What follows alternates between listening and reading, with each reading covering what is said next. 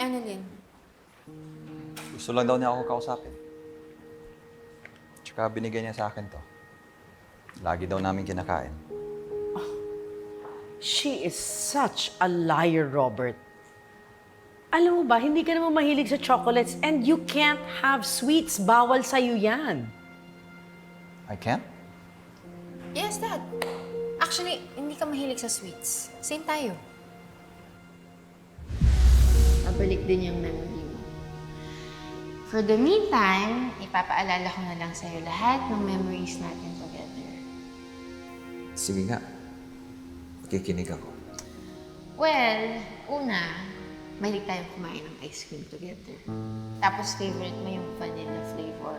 Pero kami ni Mami, iba yung gusto natin flavor. Kaya sa loob ng ref, kakaiba yung ice cream natin. Sabi mo mahilig tayo sa ice cream. Dad, minsan lang yun kasi yun yung bonding natin. Pero yung mga ganyan, hindi ka mahilig sa ganyan. You see how manipulative that Annalyn is? Mag-iimbento pa ng storya about that unhealthy wafer stick para mapalapit sa'yo. And you know what? Imamanipulate ka ulit niya at manghuha na naman siya ng pera sa'yo. Ay nako, she is such a stalker. Bilhin mo, alam niya na ngayon ang arrival niyo? Dad, why don't we just file a TRO against Annalyn? Para hindi na siya makalapit sa'yo. Baka kung ano na namang fictional story yung sabihin niya para lang makuha yung loob mo. Or worse, baka kung ano yung gawin niya sa'yo.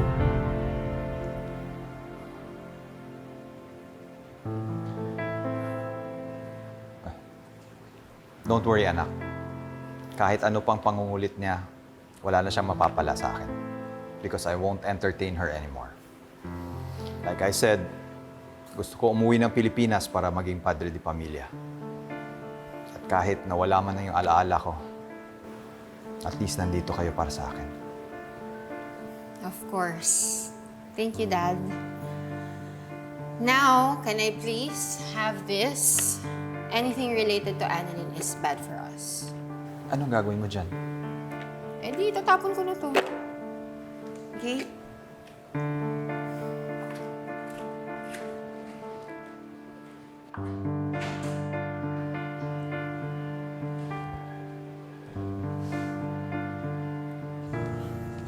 Dok, sino inaantay natin? Hindi ko din alam. Siguro, umaasa lang din ako na lumabas si tatay tapos sabihin niya sa akin na dahil sa wafer sticks naalala niya lahat. Tsaka, di ba, pag naalala niya lahat, bawiin niya yung mga sinabi niya tungkol kay nanay. Kasi Regan, ang sakit lang isipin eh. Ang sakit isipin na iniisip niya.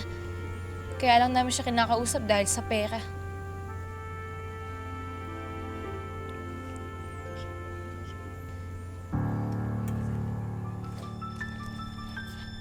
Sabi ko na nga ba, nandito ka pa eh. Ang kulit mo talaga, no?